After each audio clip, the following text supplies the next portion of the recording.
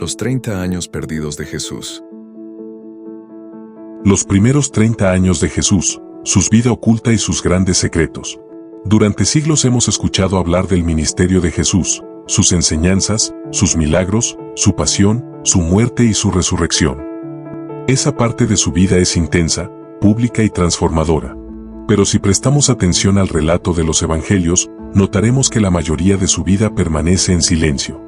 Apenas unos pocos pasajes describen su nacimiento, otro relata su escena a los 12 años, y luego, se abre un vasto trecho de casi 3 décadas que la Escritura llama tiempo de preparación, de crecimiento, de aprendizaje, de espera. ¿Qué hacía Jesús en ese amplio espacio que precede su ministerio público? ¿Dónde estuvo? ¿Qué pensaba? ¿Qué sentía? ¿Cómo vivía? Esta es la historia de esos años. Un relato que nos invita a recorrer su origen, su infancia, juventud, vida doméstica, el aprendizaje del oficio, el invisible y silencioso transcurso de sus días, porque detrás del Jesús que predica y sana hay un niño, un joven, un hombre que vive entre la gente común. Y esa vida no fue en vano. Fue parte del plan. Fue parte del misterio. Fue parte de la redención. Parte 1, Orígenes y primeros años. Jesús nació en Belén de Judea, en un tiempo de expectación mesiánica, bajo la ocupación romana. Sus padres, María y José, no eran ricos, no gozaban de privilegios. Eran personas sencillas, gente confiada, de fe. La concepción de Jesús según los evangelios es sobrenatural, María concebida por obra del Espíritu. Su llegada fue anunciada a pastores que velaban en los campos, y después lo visitaron unos sabios del oriente guiados por una estrella. La escena transmite humildad, vulnerabilidad, sencillez. Pronto la historia encuentra fuerzas de peligro. El rey Herodes, sintiéndose amenazado, ordena la muerte de todos los niños menores de 2 años en Belén. José, avisado en sueño, toma a María y al niño y huye a Egipto. En ese exilio Jesús, siendo niño, entra en una tierra extranjera, vive como refugiado, aprendiendo lo que significa estar desplazado, sin privilegio, sin poder. Esa experiencia temprana marca su humanidad. Luego, tras la muerte de Herodes, la familia regresa y se establece en Nazaret, en Galilea, un pueblo pequeño, apartado, sin pretensiones. En Nazaret, Jesús crece bajo la tutela de María y José. En la sinagoga aprende la escritura, en la casa aprende la obediencia, en el taller aprende el oficio. A los 12 años la escritura nos narra un momento decisivo. Sus padres lo llevan a Jerusalén para la fiesta de la Pascua, como era costumbre. Al volver, Jesús se queda en el templo. Lo encuentran 3 días después entre los maestros, escuchando y haciendo preguntas. Allí se vislumbra su sabiduría, su conciencia de un llamado. ¿No sabíais que en los asuntos de mi Padre me conviene estar? Lucas 2:49. Esa es una clave, él ya sabía algo de su identidad. Y ese episodio es el último vestigio que los evangelios registran hasta que inicia el ministerio. De ahí en adelante, un silencio. Parte 2, Nazaret, vida ordinaria y oficio. Estos densos años entre la adolescencia y la adultez temprana están en silencio en los evangelios. No porque fueran irrelevantes, sino porque su obra pública aún no comenzaba y el relato bíblico decide enfocarse en su misión. Ese silencio es un espacio fuerte. Jesús vivió como uno de nosotros. Fue hijo, trabajador, vecino, estudiante de la ley, obediente. Vivió en Nazaret, creció en sabiduría, en estatura y en gracia para con Dios y los hombres. Lucas 2:52. José era carpintero, el término griego tectón sugiere artesano, constructor, y Jesús aprendió ese oficio. Podemos imaginar la mesa rudimentaria, la madera, el olor del aserrín, el martillo, la labor de tallar, de unir, de pulir. Fue discípulo de su padre, entró en un mundo de manos, de sudor, de constancia. Ese oficio no es accidental. La carpintería simboliza mucho más tarde su ministerio, arreglar lo quebrantado, construir lo nuevo, dar forma a lo que está caído.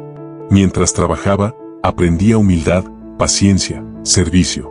Vivía en un pueblo sencillo, con relaciones humanas normales, vecinos, mercado local, sinagoga del sábado, fiestas judías, peregrinaciones ocasionales, carga de trabajo, descanso, conversación en la plaza. Su identidad no era una marca pública de prodigio, vivía bajo la ley, bajo la tradición, bajo la rutina. Pero al mismo tiempo, algo latía en su interior, el propósito, la vocación, la preparación. No actuaba aún públicamente, pero se formaba para ello. ¿Por qué esperar hasta los 30 para empezar? En la cultura judía de la época, la edad de 30 tenía un significado. Los levitas comenzaban su servicio en el templo a los 30, el rey David ascendió al trono a los 30. Esa edad representaba madurez, responsabilidad plena. El Evangelio de Lucas registra, Jesús tenía como 30 años cuando comenzó su ministerio, Lucas 3:23. Así que esos años silenciosos no fueron un abandono, una espera ociosa, sino parte del plan, vivir plenamente la humanidad antes de asumir la misión. Parte 3. Juventud, testimonio, identidad. Jesús vivió en un hogar con hermanos y hermanas. Marcos 6:3 menciona a sus hermanos, lo que sugiere vida familiar normal, ayudaba con tareas del hogar, posiblemente compartía la carga del padre, cuidó de su madre cuando José muere o ya no está más presente en los evangelios. Su situación como hijo mayor implicaba responsabilidad. Esa dimensión humana de Jesús no se ve con frecuencia destacada. Él experimentó crecimiento, aprendizaje, dependencia, servicio, comunidad.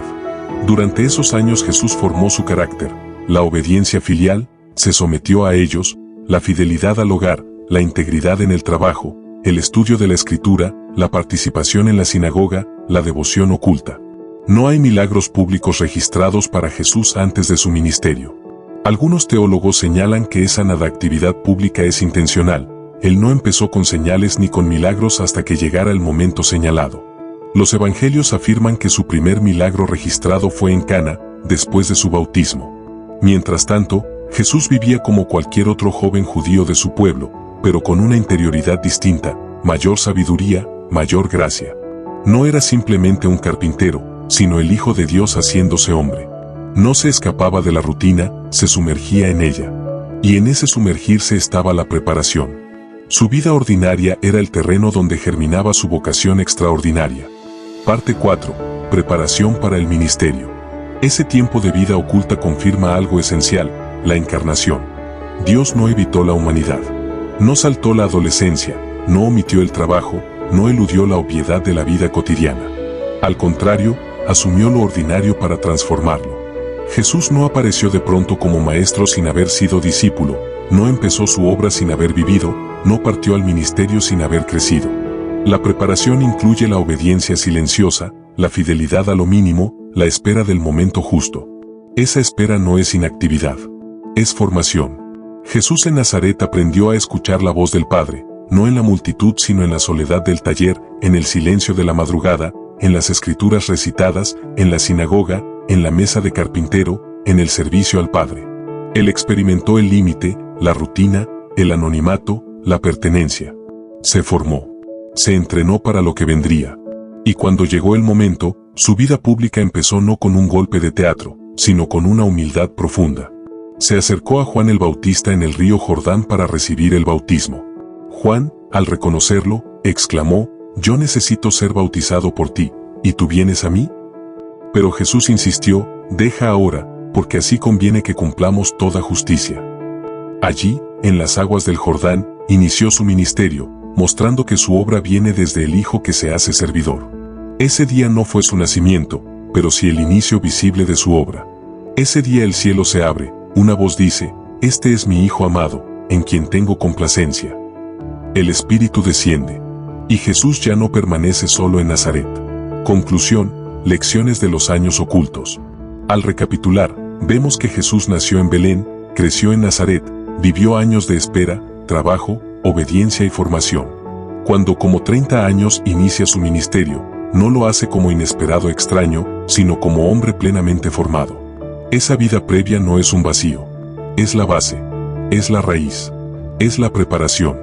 Para nosotros, esas décadas de vida humana de Jesús comunican varias realidades. Que el Hijo de Dios quiso vivir la humanidad completa, infancia, adolescencia, juventud, trabajo, familia, obediencia. No entró al ministerio saltándose la experiencia humana. Que la fidelidad en lo pequeño importa, el trabajo cotidiano, las relaciones, el incidente del templo, la obediencia al Padre, la sumisión al entorno. Todo eso fue parte de su formación. Que la espera tiene valor, no todos los grandes comienzos vienen rápido. Jesús muestra que hay un tiempo para la preparación, un tiempo para aprender, un tiempo para crecer en gracia. Que la misión se construye sobre la vida oculta, Su ministerio público fue efectivo porque fue precedido por 30 años de humanidad vivida. Por eso, la próxima vez que leas sobre Jesús sanando a un ciego, o multiplicando panes, o perdonando pecados, recuerda que antes de todo eso Él pasó 30 años viviendo, trabajando, creciendo, aprendiendo. Y que esa vida oculta nos dice tanto, quizás más, sobre su amor por nosotros que los milagros más espectaculares. Porque Él eligió vivir como uno de nosotros, mucho antes de revelarse como Salvador de todos. Gracias por acompañarme en este recorrido.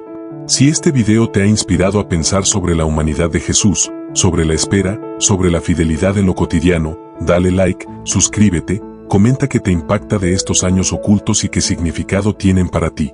Hasta la próxima.